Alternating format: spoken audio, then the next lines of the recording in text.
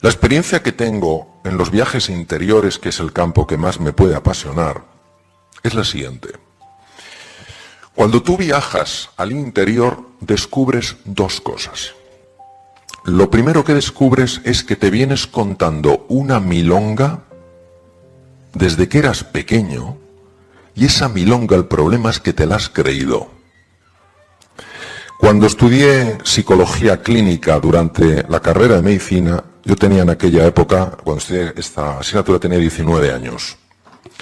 Y la profesora, en un momento determinado, la profesora de psicología clínica, profesora titular, dijo: a los 7 años la personalidad está totalmente determinada. Claro, yo dije esto seguro que no he entendido bien. Pues yo tenía 19. Esperé a que acabara la clase, me acerqué y dije: profesora, quiero hablar con usted. ¿Qué desea? Era una mujer un poco distante. ¿Qué desea? Tengo mucha prisa. Bueno, es que es importante. Bueno, ¿qué quiere? ¿Qué quiere? Verá, me ha parecido entender, pero seguro que he entendido mal, me ha parecido entender que ha dicho usted que a los 7 años la personalidad está totalmente determinada. Me miró y me dijo: es eso exactamente lo que he dicho. Digo: pero entiéndame, yo tengo 19 años y quiero cambiar muchas cosas de mi vida. Me miró y me dijo: es tarde. Vosotros imaginaros que yo me hubiera tragado esa milonga. Lo que tú crees, lo creas. Porque lo vives como una certeza incuestionable. Pues todos nosotros arrastramos lo que se llaman narrativas, es apasionante cómo se generan en los lóbulos prefrontales del cerebro. Generamos narrativas y la mayor parte de esas narrativas que las vivimos como realidades incuestionables son profundamente limitantes. Y nos hacen decir a veces: yo soy así, yo no puedo. A mí no me importa no poder tirar una pared de aquí, pero sí me importa poder hacer frente a ciertos desafíos de mi vida. ¿Por qué tengo que sentirme bloqueado, incapaz, incompetente, inseguro, cuando dentro de mí tengo recursos para hacerle frente? ¿Por qué? Porque hago caso a esa narrativa. Pero no solo está la narrativa que nos contamos. Lo más importante es lo que esa narrativa tapa. Hay una historia muy sencilla, probablemente muy antigua, de un rey hindú que iba en su carroza por un camino y se encontró con un mendigo que estaba durmiendo. Entonces el rey le dijo al cochero que parara, se bajó e introdujo en el bolsillo de aquel mendigo una esmeralda de extraordinario valor, pensando que el momento en el que se despertara, este hombre descubriría que acababa de pasar de la pobreza más absoluta a una riqueza incuestionable. El tiempo pasó y por casualidad el rey volvió a pasar con su carroza por el mismo camino y vio al mismo mendigo con más edad, más mayor, más avejentado, pero igual de pobre. Entonces el rey paró, le dijo al cochero que parara, se bajó de la carroza y empezó a decirle al mendigo: pero bueno, ¿qué haces aquí? El pobre hombre: pero ¿qué haces aquí? ¿Cómo estás en la carretera? ¿Pero cómo estás con estas ropas? Dice: ¿pero qué le voy a hacer? Soy un hombre pobre. Dice: ¿y la esmeralda? Dice: ¿qué esmeralda? La que puse en tu bolsillo.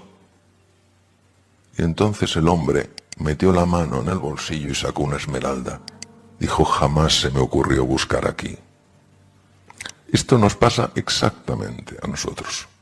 Nos ponemos nuestras ropas de mendigo y decimos: no puedo, estoy destinado, la vida me ha condenado tal cual, y no se nos ocurre buscar en el interior y encontrar esa esmeralda. Si yo pensara que es una tontería, si yo pensara que es un cuento infantil o un adorno para alegraros la tarde,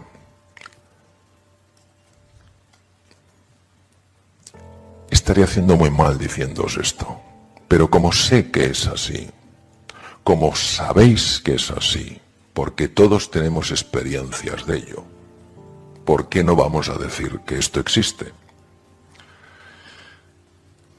La novela sigue una estructura que es el camino del héroe. El camino del héroe fue muy estudiado por un grandísimo científico, humanista, Joseph Campbell, norteamericano de Nueva York, y en él se basaron toda la saga, por ejemplo, de la Guerra de las Galaxias. Cuando George Lucas invitó a Joseph Campbell a su casa, a su rancho, Joseph Campbell se quedó sorprendido porque era lo que llaman un scholar, una persona dedicada a la investigación. Y le invitó a un pase privado de la Guerra de las Galaxias y le dijo, sabes que me he basado en tu investigación. Y dijo, qué honor, ¿no? Joseph Campbell descubrió que en todas las tradiciones de Oriente y Occidente está registrado lo que se llama el viaje del héroe. ¿Qué es el viaje del héroe? Es ese viaje que te ayuda a trascender las ropas de mendigo y a encontrarte con la esmeralda. Es un viaje que te saca de tu zona de confort, de cómo te has definido, soy un mendigo. Te introduce en un mundo nuevo, jamás te has planteado que hubiera más de lo aparente y te permite encontrarte con tu riqueza interior. Por eso en el viaje del héroe, lo mismo que a los 4 protagonistas principales de la novela, les ocurre esto. Penetran en su interior siguiendo un viaje exterior y cuando han completado ese viaje, todo su ser se ha transformado. ¿Por qué he utilizado la mitología?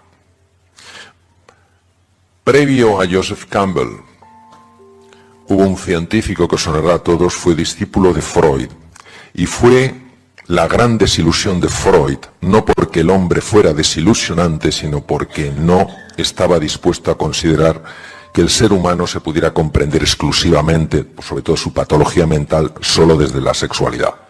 Fue Carl Gustav Jung, él era suizo, Freud era austriaco, y Jung estudió mucho el impacto de la mitología en el inconsciente. Todos tenemos lo que se llama personajes dormidos. En las distintas dimensiones del ser humano aparecen cosas muy hermosas y cosas muy feas. Jung le llamó la sombra. Y es muy difícil verlos, es muy difícil reconocerlos. Y aunque hay personas que te dicen, oye, ¿no te has dado cuenta de esto? Y dices, pero ¿qué va? Eso no es así. Sí, lo está viendo todo el mundo, menos tú. Pues la gente está equivocada. La ventaja de la mitología es que te permite ver ante ti cosas que de otra manera no verías. Ves reflejadas en características de los dioses, de los monstruos, cosas que están sucediendo en tu vida y que no las podrás cambiar hasta que no las reconozcas. Reconocer quiere decir volver a conocer. Claro, yo no puedo cambiar cosas en mi vida si no las veo. Si yo soy una persona que los demás me ven como arrogante, pero yo no me veo así, y alguien me dice, Mario, eres muy arrogante, me va a sentar mal y lo voy a negar porque no lo veo. Pero si alguien me pone un espejo, no un dedo que me señala, y puedo ver la arrogancia en un personaje, inmediatamente va a resonar con la mía y digo, anda, si yo soy como este, en ese momento puedo cambiar. Esa es la razón por la que yo he utilizado la mitología. El ser humano, al menos en mi experiencia, solo tiene un oponente. Nunca es otro ser humano. Es su propio ego. El ego es ceguera. El ego ha causado más muertes y más violencia que todas las guerras juntas. De hecho, todas las guerras surgen en su esencia del ego. Yo tengo razón, tú estás equivocado y no te pienso escuchar. Los personajes mitológicos reflejan perfectamente los sutiles disfraces del ego. Y así podemos ver a Zeus en diferentes dimensiones, el Zeus aparente y el Zeus real. Podemos ver a su mujer Hera con sus distintas dimensiones, a Cigno, a Ares, a todos. Y todos nos ayudan a ver esas dimensiones nuestras, de tal manera que conociéndolas, si queremos, las podamos transformar.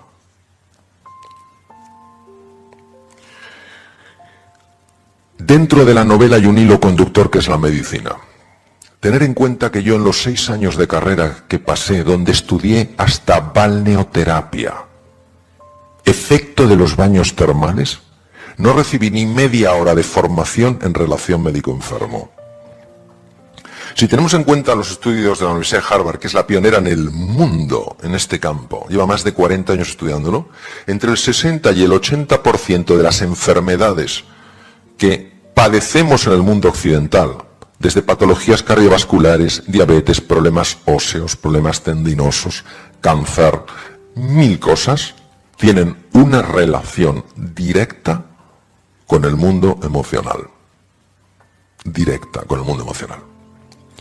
Por eso, el humanismo en la medicina está absolutamente integrado en la novela. Y por eso el gran padre Hipócrates, que vivió hace 2500 años, pero su sabiduría permanece hoy, nos habla a los médicos de que no nos olvidemos de que quien verdaderamente cura las enfermedades es el organismo. Todos sabemos la diferencia de sentirte querido, acogido y valorado. Hay un concepto que a muchos de vosotros no sonará porque no sois del campo de la medicina, se llama la homeostasis. El gran padre de la homeostasis fue Walter Bradford Cannon. Cannon, norteamericano, fisiólogo, catedrático en la Universidad de Harvard, estudió mucho esos mecanismos que permiten que los 60 trillones de células de nuestro cuerpo estén funcionando bien. Ellos se encargan de que las células no envejezcan más de lo que tienen que envejecer. Ellos se encargan de que los niveles de azúcar sean los adecuados, de que las células mantengan una comunicación armónica entre ellas. Es decir, todo lo que sea la protección del organismo, todo lo que sea la vitalidad y la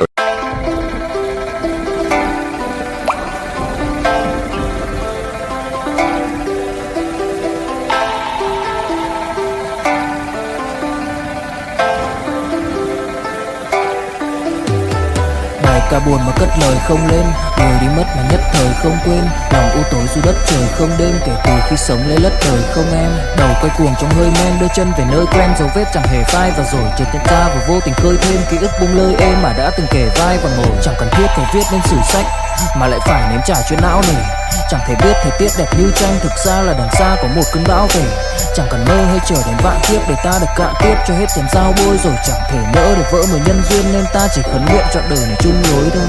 Những kẻ si mê tới điên thường mơ tưởng tới thiên đường y nương được tô điểm, nhưng hận tạo hóa tuyệt nhiên có ai đành bên em thành anh đài tình ta như hồ điệp vẫn mãi giữ riêng đây về giây phút khắc sâu. Chẳng yêu em mà từng chút mắc câu sầu hun hút khuất sau về nét bút chóc đau hạnh phúc đâu cần chỉ cho cút bắt đầu. Nhớ đến cái lúc còn gió sương vơi đầy, nhớ hình bóng người nào đó vương nơi này, trong vài khoảnh khắc mong có được đôi tay ấy cố lau đi bờ mi khi nào thường hơi cay. Xa một người và bước qua cuộc đời không phải xa đi vĩnh viễn mà chúng ta chỉ tạm chỉ lên. Regeneración de los tejidos cabe dentro del paraguas de la homeostasis.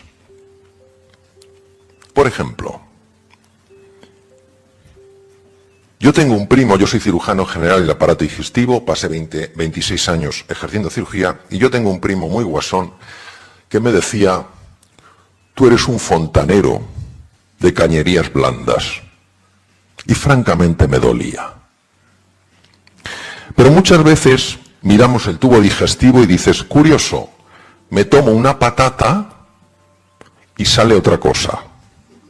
Y entre medias lo bueno se ha quedado dentro. ¿Qué os parecería si os dijera que uno de los factores más importantes para la regeneración del tejido cerebral, uno de los factores más importantes para tener una buena memoria, para aprender deprisa, se llama BDNF?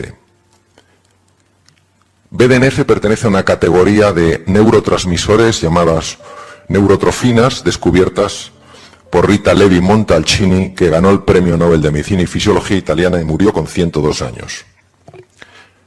¿Qué os parecería si os dijera que una de las fuentes más importantes de BDNF es el tubo digestivo?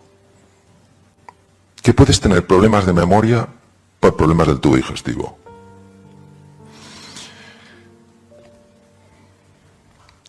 ¿Qué os parecería si os dijera que la hormona más importante para mantenerse tranquilo, sereno, feliz en la vida es la serotonina? Por eso el famoso Prozac. inhibidor de la recaptación serotonina.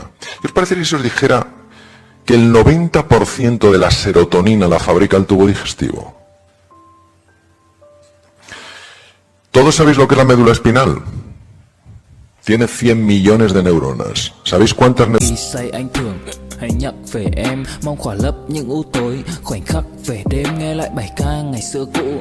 Ta hát về nhau nhớ những giấc mơ ta từng ước.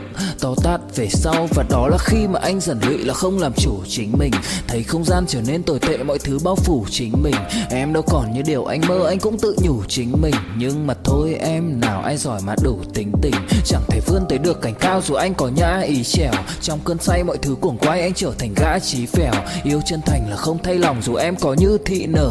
Ý anh là em như cô tấm, nhìn em như thị nở.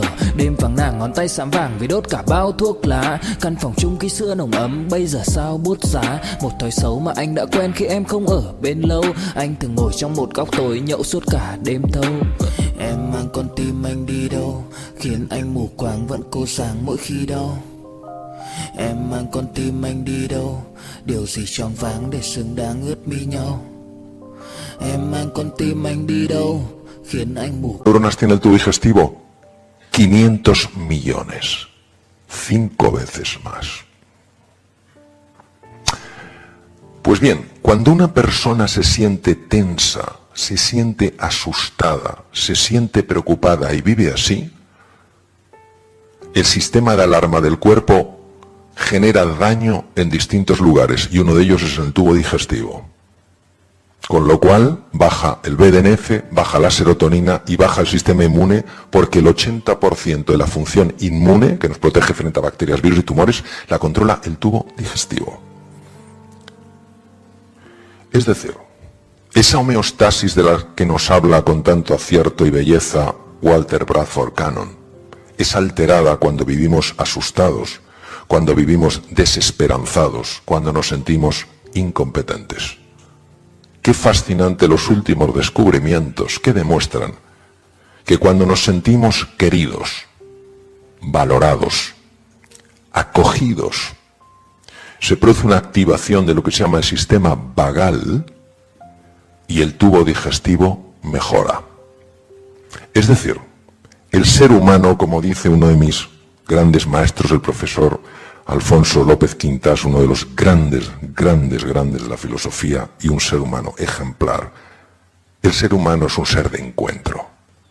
Y cuando tú te sientes acogido, valorado, querido, reconocido, los 60 trillones de células del organismo lo notan y mejoran. Es más, incluso aumenta la longitud del telómero, que es una cosa que está en los extremos de los cromosomas, que se puede medir y que tiene una relación con el tiempo de vida. Por tanto, para mí el concepto de medicina holística, es decir, no solo la medicina que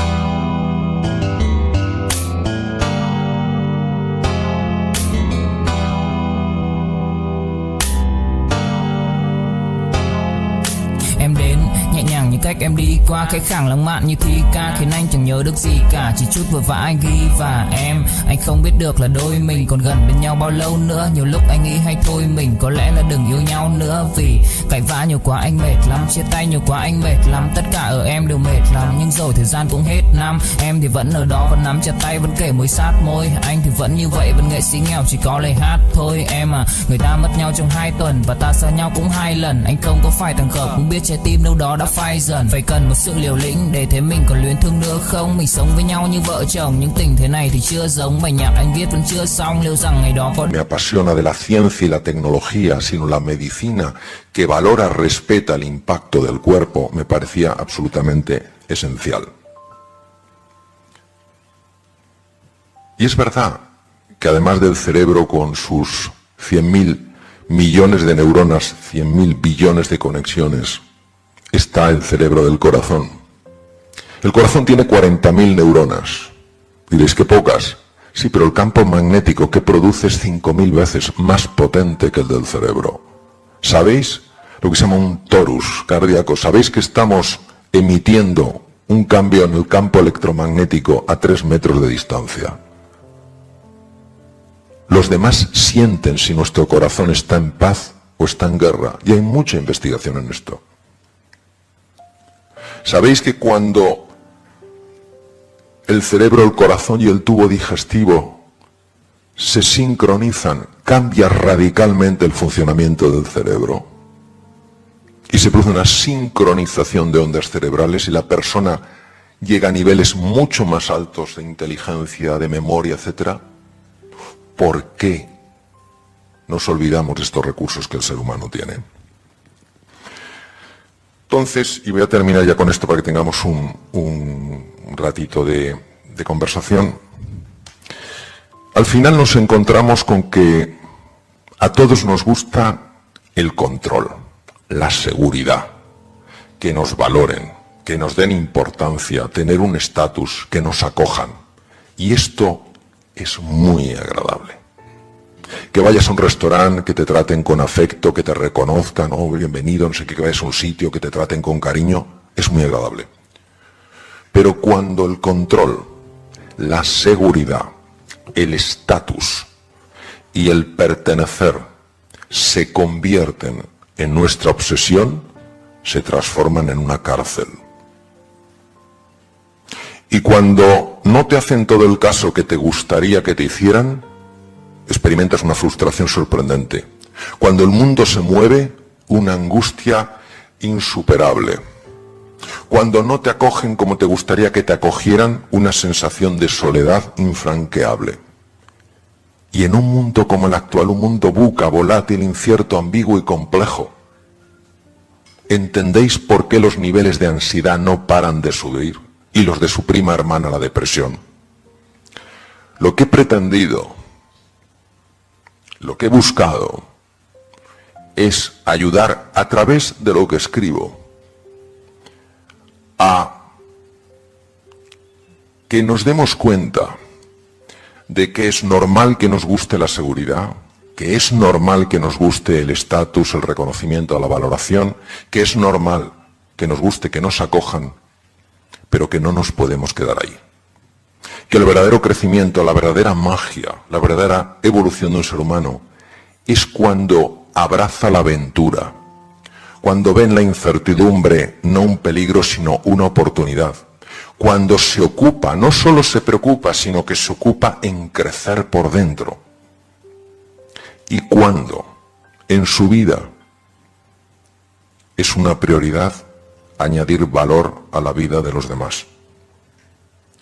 Esa contribución, ese levantarte por las mañanas y en lugar de decir, a ver quién me ayuda hoy en la vida, te plantees a ver a cuántas personas ayudo yo hoy. Eso es lo que he querido transmitir.